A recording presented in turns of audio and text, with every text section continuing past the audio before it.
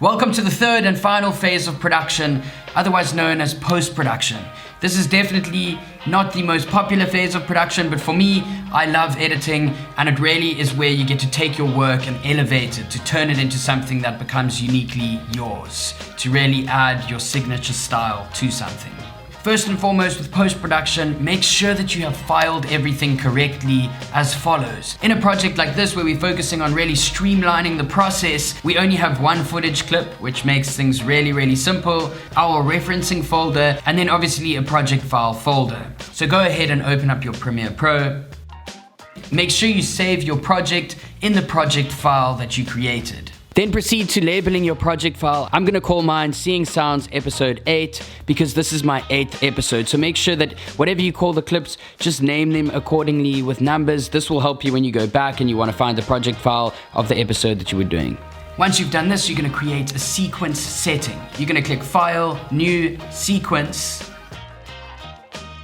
Under the sequence presets, scroll down to Digital SLR, click the drop-down menu and select DSLR 1080p 24 frames. From there, we're gonna go ahead and click on Settings, where you set the horizontal frame size to 1280 and the vertical to 1600.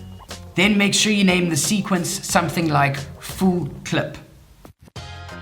Then create a project bin called Sequences. Drag this sequence full clip into that. We are going to create 3 more sequences now.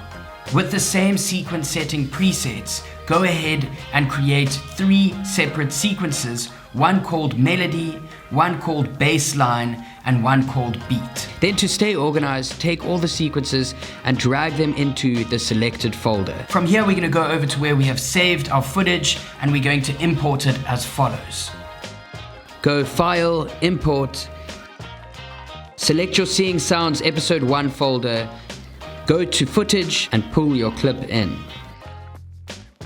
Make sure now to create a bin called Footage and drag it into that bin.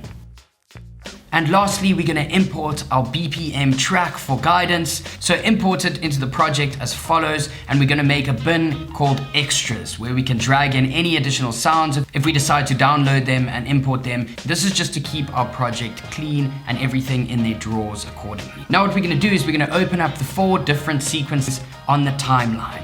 We are then going to break up the full clip into these 3 different sequences. Make sure that when you select a section from its in and its out point within the full clip sequence, that you copy and paste it into the correct sequence and you don't cut and paste it. It is always important to make sure that you have the full clip there in case that something happens and you need to go back and maybe lengthen the clip, etc., or look at other sounds. Once you have broken up your melody,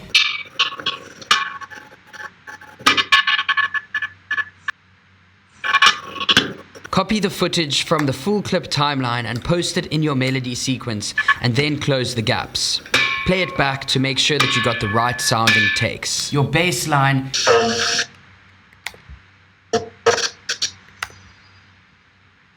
and your beat.